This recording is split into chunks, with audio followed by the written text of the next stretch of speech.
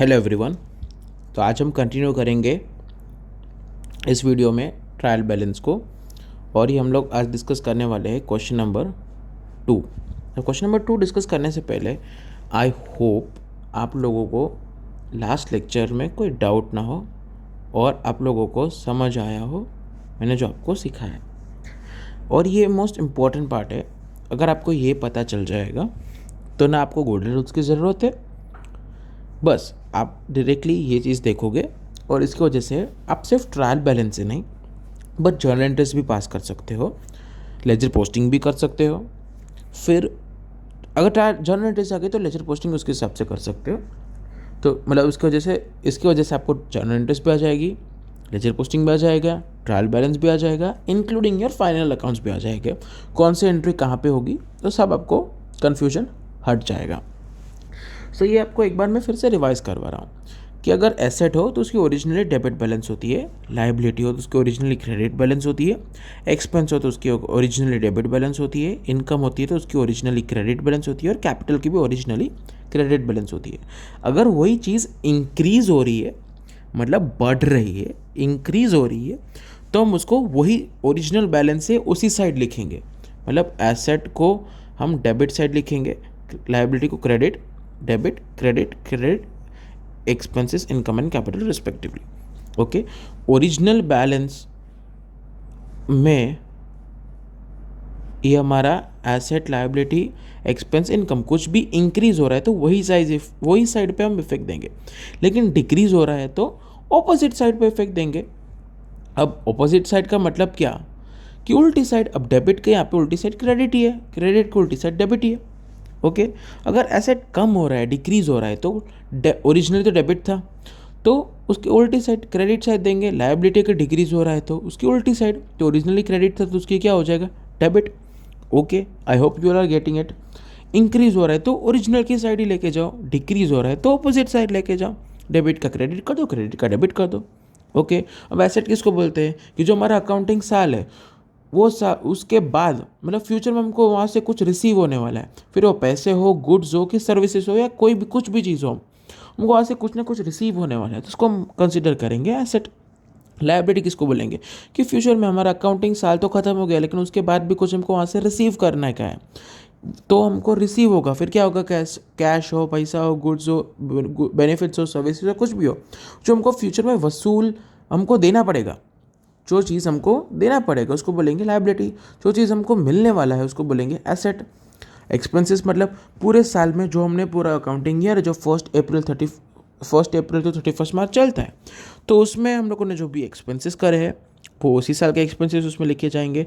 अगर for example आपने 15 महीने का भर दिया है, और क्या बोलते हैं सैलरी आपने 15 महीने का दे दिया, तो आपने काम तो 12 महीने का ही कराया है ना, तो एक्सपेंस में 12 महीने की सैलरी आएगी। 3 महीने की सैलरी जो आपने एक्स्ट्रा दे दी है, मतलब आपने तो सैलरी दे दी है लेकिन आपको उसके पास एक काम मिलने वाला है, फ्यूचर में काम मिलने वाला है, तो आपको बेनिफिट ही होगा ना, फ्यूचर में बेनिफिट मिलने वाला है। तो क्या हो गया, जो 3 महीने की सैलरी आपने जो एक्स्ट्रा दे दी है वो एसेट कंसिडर किया जाएगा, और जो ये एक साल में जितना हमने खर्चा किया है वही खर्चा हम कंसिडर करेंगे एक्सपेंस। बाकी का खर्चे को हम एक्सपेंस कंसिडर नहीं करेंगे, क्योंकि हमने पैसे दे दिए हैं, मतलब हमको अभी कुछ ना कुछ मिलने वाला है। उसके सर्विसेज हमने जो वर्कर को पैसे दे दिए हैं, एम्प्लॉय को पैसे दे दिए, तो उसके पास से हमको सर्विसेज मिलने वाली है, तो फ्यूचर में हमको सर्विसेज मिलने वाली है ना, तो which is asset. Similarly income, अभी इनकम भी हमको कहीं पे मिलने वाला रेंट है, चलो हमने एक दुकान थी हमने रेंट पे चढ़ा दी एक्स्ट्रा, तो यहाँ पे उसने हमको 15 महीने का दे दिया है, तो ये जो 12 महीने का जो रेंट है, 12 महीने का रेंट तो हमारी इनकम ही हुई, तो उसको हम इनकम में क्रेडिट से दिखाएंगे। लेकिन जो नेक्स्ट 3 मंथ्स है उसका हमको एडवांस में मिल गया है, तो 3 मंथ्स में हमको एडवांस में पैसे तो अभी मिल गए, लेकिन 3 मंथ्स तक हमको उनको एक्स्ट्रा देनी पड़ेगी ना, पैसे मिल गए, लेकिन जो नेक्स्ट ईयर होगा तब 3 मंथ हमको पैसे नहीं मिलने वाले, मतलब फ्यूचर में 3 मंथ्स तक हमको सर्विसेज देनी पड़ेगी, हमको अपनी दुकान देनी पड़ेगी, तब जाके दुकान देंगे हम उसको, तब जाके वो काम कर पाएगा। मतलब हमने पैसे ले लिए लेकिन सर्विसेज देने की बाकी है, मतलब 3 महीने एक्स्ट्रा जो थे उसके पैसे ले लिए लेकिन हमने उसको रेंट में देने की सर्विस नहीं दी है, तो which is our liability. I hope this 5 minutes revision has helped you a lot। And capital means owner's fund, तो वो तो कुछ इंक्रीज डिक्रीज की बात होगी और कुछ उसका कुछ है नहीं कि साल के साथ रिलेशंस। ओके, और इसी वाला एग्जांपल भी आप लोगों को याद होगा, नहीं याद हो तो आप फर्स्ट वीडियो देख सकते हो। Okay, now let us discuss question number 2। The following balances are extended from the books of Shri Amit on 31st March 2016. From these balances, prepare trial balance of Shri Amit. Okay, so name of account and amount given, and हमको बनाना है trial balance which is something like this. यहाँ पे second, जो first video में दो formats दिखाए थे उसमें जो सेकेंड वाला फॉर्मेट है वो यहाँ पे यूज़ किया, एंड पर्सनली मैं भी यही वाला फॉर्मेट यूज़ करता हूँ, लेकिन आपके ऊपर, आपको जो करना है कर सकते हैं, it's up to you, and both are fine. इसमें ज़्यादा कुछ रॉकेट साइंस नहीं है, दोनों सेम ही चीज़ बता रहे। एक ऐसा टेबल फॉर्मेट में मिल रहा है डेबिट और क्रेडिट, और एक ऐसा बताएगा particulars ledger folio debit credit. यहाँ पे डेबिट होगा, यहाँ पे क्रेडिट होगा, यहाँ पे पर्टिकुलर्स होगा, और यहाँ पे होगा लेजर फोलियो, यहाँ पे ट्रायल बैलेंस। तो इट्स अप टू यू, आपको जो करना है कर सकते हैं। Both are one and the same, technically mathematically everything is same.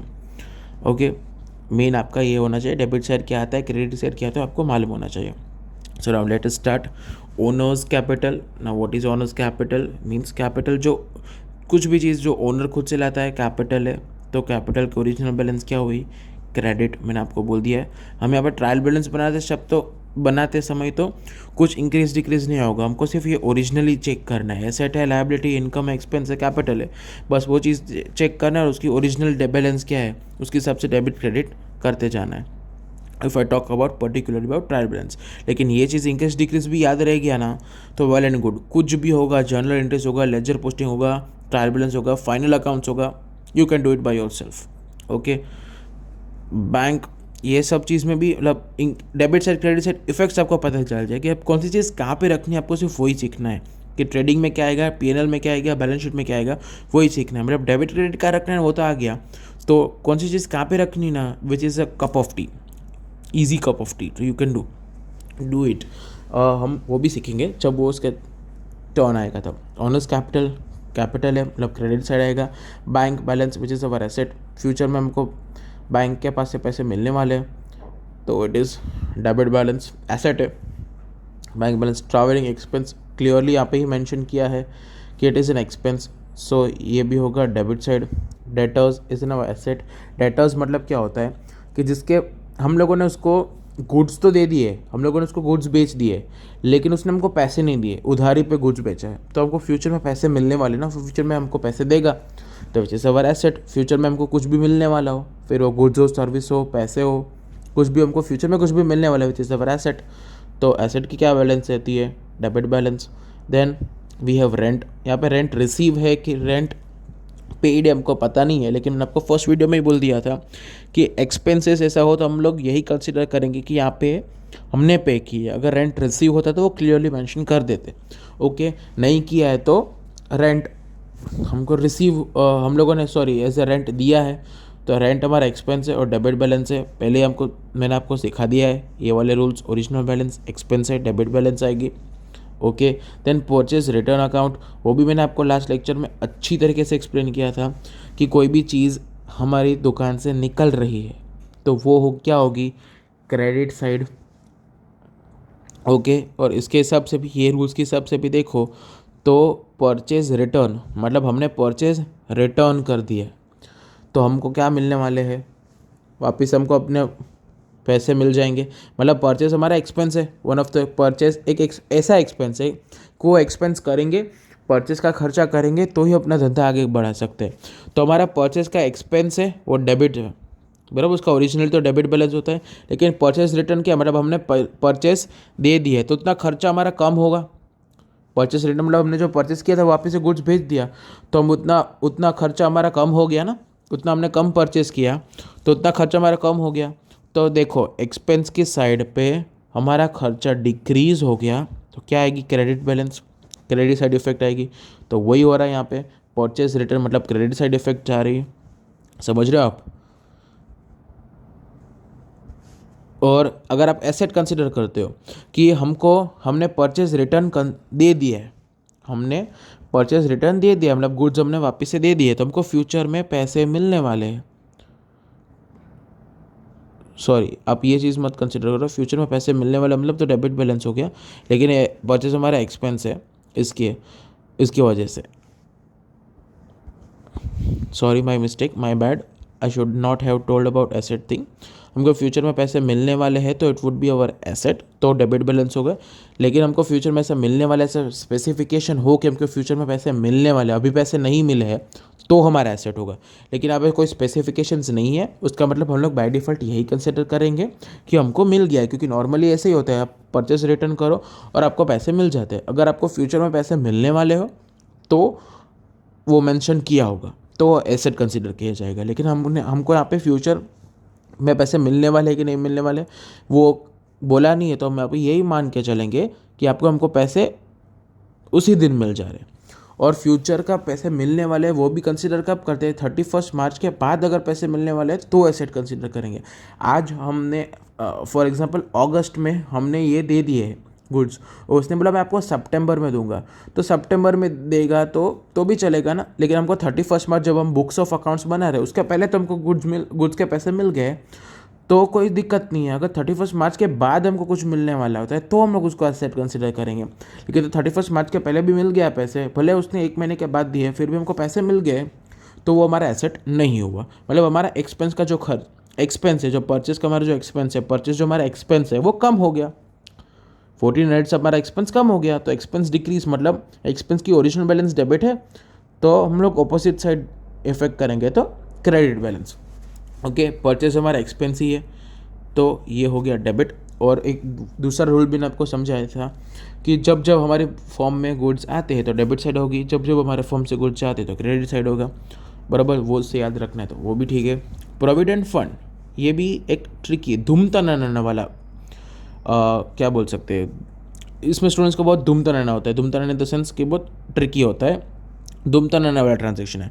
Provident fund is our liability and it is always in the credit side. अब इसमें अकाउंटिंग इफेक्ट तो बात की बात है, लेकिन ये वर्ड का मीनिंग ही समझ में नहीं आता। अकाउंटिंग इफेक्ट, अगर वर्ड का मीनिंग समझ में आ गया तो अकाउंटिंग इफेक्ट आप अपने आप भी दे सकते हो, क्योंकि आपको समझ में आ रहा है तो दे सकते हो, ये जो मैंने समझाया अभी तक। Provident fund means what?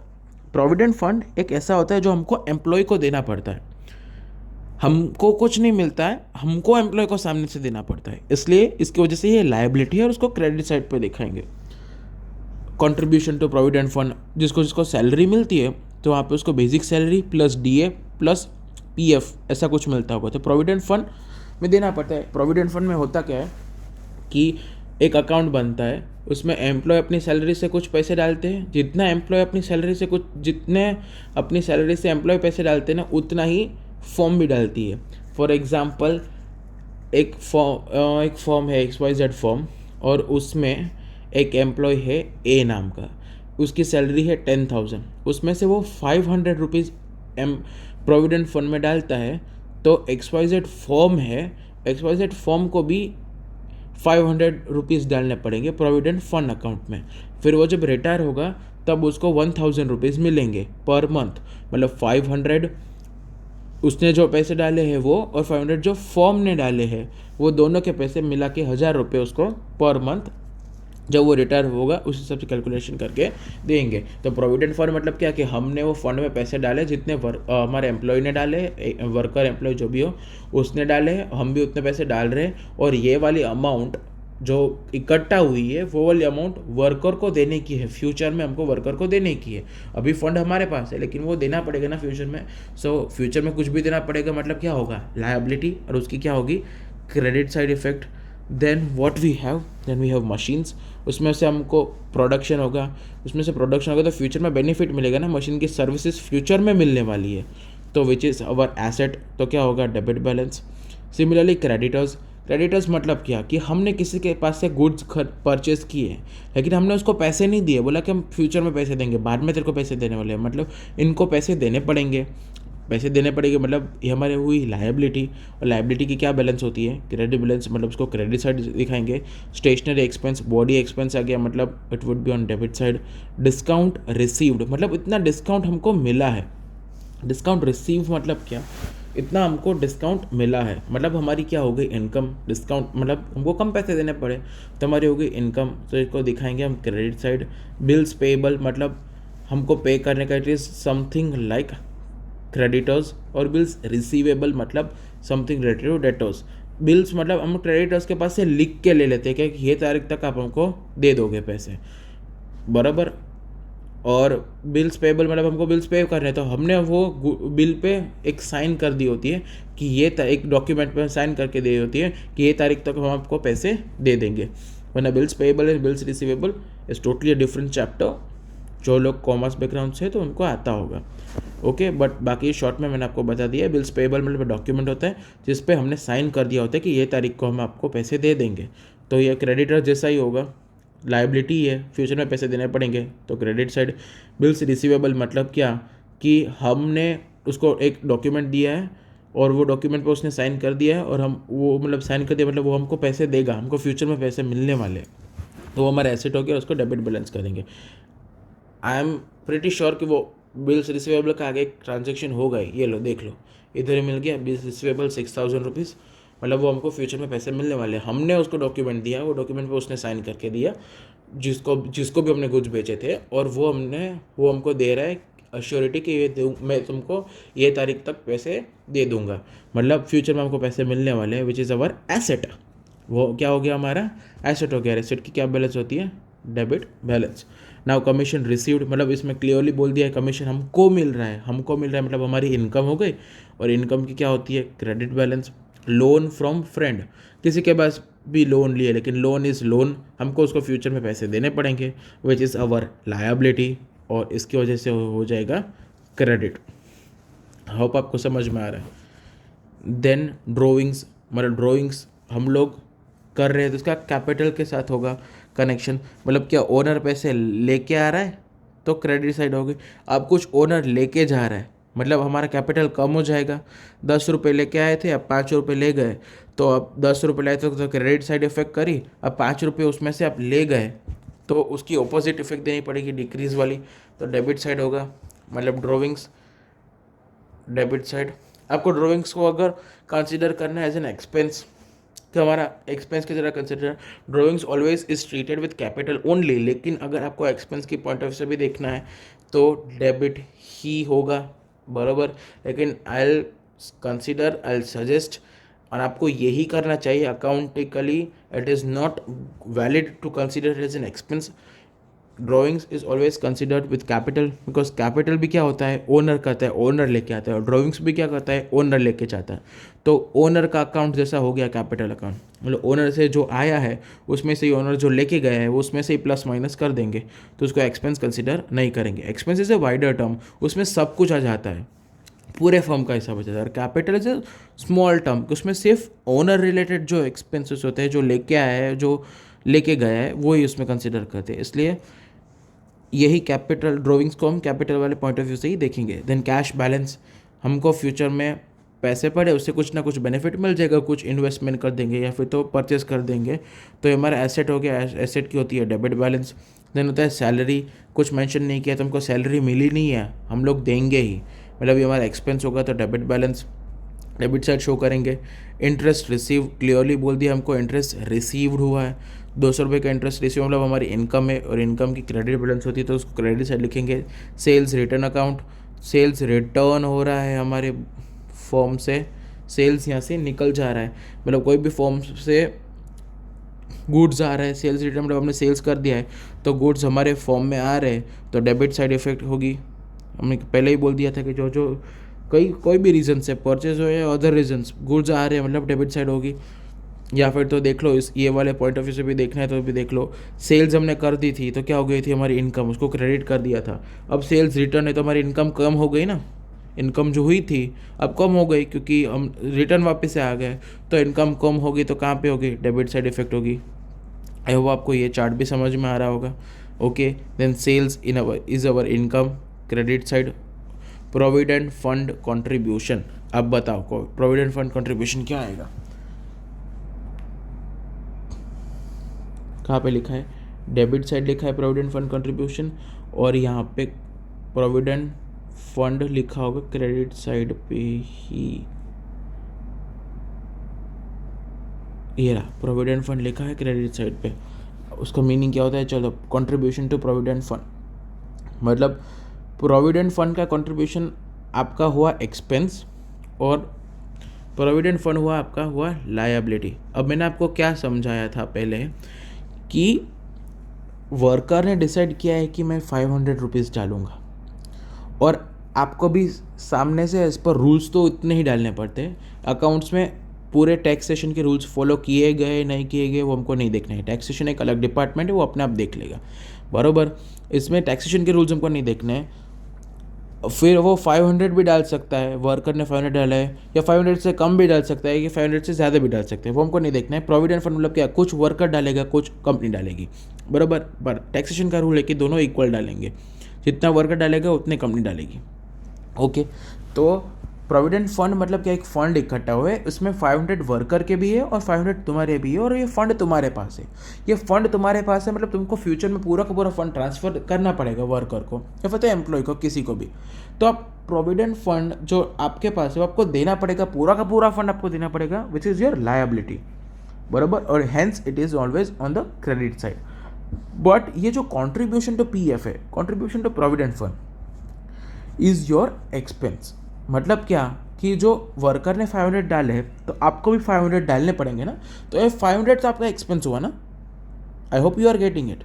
तो ये कॉन्ट्रीब्यूशन टू प्रोविडेंट फंड जो 320 दिया, मतलब हमने 320 अपने जेब से निकाल के डाले। पहले मैंने जो एग्जांपल दिया था उसमें क्या था कि 500 वर्कर डालता था और 500 कंपनी डालती थी, मतलब 500 कंपनी ने अपने जेब से निकाल के दिया ना, तो वो 500 तो कंपनी के लिए एक्सपेंस हुआ ना। वैसे ही हमने यहाँ पे 320 डाला है। मैंने पहले ही बोला कि रूल्स मत देखो, इनकम टैक्स डिपार्टमेंट के रूल्स मत देखो, ये अकाउंट है हाइपोथेटिकली बनाया गया है। तो हमने 320 डाला है अपने हिसाब से। ये 1000 में ये जो कहाँ है प्रोविडेंट फंड है 1000, उसमें दोनों के आ गए, हमारे भी पैसे आ गए और वर्कर के भी, एम्प्लॉय के भी पैसे आ गए। लेकिन हमने अपनी जेब से कितने डाले ना, वो यहाँ पे है 320। तो हमने जितने अपने जेब से डाले वो हमारा एक्सपेंस होगा। तो provident fund contribution is our expense, तो हम लोग डालेंगे डेबिट साइड पे, क्योंकि हमारा क्लियरली एक्सपेंस है। I hope you all are getting it. और ये तो प्रोविडेंट फंड है, मतलब पूरा फंड है, वो हमारे पास है, वो पूरा का पूरा फंड हमको फ्यूचर में देना पड़ेगा, इसलिए वो क्रेडिट साइड होगा। इसमें आपको मीनिंग जानना है, ये जो स्टार मार्क की है दोनों में आपको मीनिंग पता होगा ना, तो आप अपने आप एंट्रीज कर लोगे। डेबिट क्रेडिट के रूल्स आपको क्लियर ही होंगे। देन लोन बोरोड, लोन है हमने बोरो की है तो हमको उसको वापस से फ्यूचर में पैसे देने पड़ेंगे, विच is our liability, credit side. Stock of goods, मतलब हमारे पास गुड्स कितने पड़े हैं, बराबर 34,000 के गुड्स पड़े हैं, डेबिट साइड, बराबर। ये क्लोजिंग स्टॉक भी हो सकता है, ओपनिंग स्टॉक भी हो सकता है, बराबर। एडवर्टाइजमेंट एक्सपेंसेस, ये हमारा क्लियरली बोल दिया एक्सपेंस है, मतलब debit side. Furniture is in our asset, हम लोग फर्नीचर बेच के भी पैसे कमा सकते हैं फ्यूचर में, या फिर तो फर्नीचर यूज़ करके बेनिफिट ले सकते हैं, फर्नीचर की सर्विसेज ले सकते हैं, तो एसेट हो गया। तो डेबिट बैलेंस। डिस्काउंट अलाउड, मतलब हमने डिस्काउंट अलाउ किया है, तो हमने डिस्काउंट अलाउ किया मतलब हमारा खर्चा हो गया, तो ये हो गया क्या, डेबिट बैलेंस। बिल्स रिसीवेबल मैंने ऑलरेडी आपको एक्सप्लेन कर दिया है, ये बिल्स पेबल के कॉन्सेप्ट के साथ ना। Bad debts, bad debts is what our expense, debit side. तो डेबिट साइड आएंगे। डेबिट साइड मतलब बैड डेट होता क्या है, उसका मीनिंग एक्सप्लेन कर देता हूँ कि आपके पास पैसे नहीं, आप पैसे नहीं दे सकते, तो आप बैड, तो मैंने आपको 500 रुपीज़ का कोई भी चीज़ बेचा, अब आप ये पोजीशन पे आ गए कि आप मेरे को 500 रुपीज़ रिवर्ट बैक नहीं कर सकते। 500 रुपीज़ मेरे को रिवर्ट बैक नहीं कर सकते, तो मैं क्या कंसिडर करूँगा, बैड डेब्ट्स।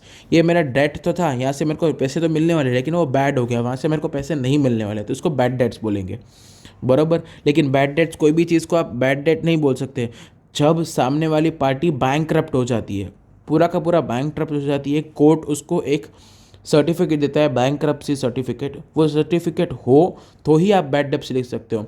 आप किसी के पास से पैसे मांग रहे हो, वो नहीं दे रहे हैं आपको पैसे, तो आप बैड डेब्ट नहीं लिख सकते, तो आपको लिखना पड़ेगा कि चलो डिस्काउंट दे दिया, ऐसा मान के हम लोग एंट्रीज पास कर देंगे। लेकिन वो बैंकक्रप्ट हो जाता है, ऐसे सर्टिफिकेट मिल जाता है, तो आप उसको बैड डेब्ट लिख सकते हो। आप मांग रहे हो, पैसा नहीं दे रहे, लेकिन उसका फॉर्म तो है, अभी उसका धंधा भी चल रहा है, लेकिन आपको पर्टिकुलरली पैसे नहीं दे रहा है, तो आप बैड डेब्ट्स नहीं ले सकते, तो आपको लिखना पड़ेगा डिस्काउंट अलाउड, मतलब आपने डिस्काउंट कंसिडर किया। बैड डेब्ट्स एक ही चीज़ पे आप लिख सकते हो कि आपके पास बैंकक्रप्सी सर्टिफिकेट हो सामने वाले पार्टी का, तो ही आप बैड डेब्ट्स लिख सकते हो। This is for just knowledge, वरना आपके पास बैड डेब्ट्स आता है तो आप उसको एक्सपेंस कंसिडर करके डेबिट साइड लिख सकते हो। लेकिन मैंने बोला कि कब बैड डेब्ट्स आता है, कब डिस्काउंट आता है, तब आपको पता चलना चाहिए कि बैड डेब्ट्स ऑलवेज बैंकरप्सी होती है, तभी आता है सामने वाली पार्टी। तो अगर आपको कोई, आप किसी के बुक्स ऑफ अकाउंट चेक कर आपको कोई उल्लू बना जाए तो आप बोल सकते हो कि बैड डेब्ट्स है, तो दिखाओ उसका बैंकरप्सी सर्टिफिकेट दिखाओ। तो अगर उसके पास बैंकरप्सी सर्टिफिकेट नहीं है, मतलब ये एक्सपेंस बढ़ाने के लिए बैड डेब्ट्स बोल रहे हैं, ताकि एक्सपेंस बढ़ जाए तो उसका प्रॉफिट कम आ जाए, तो उसको कम टैक्स भरना पड़े।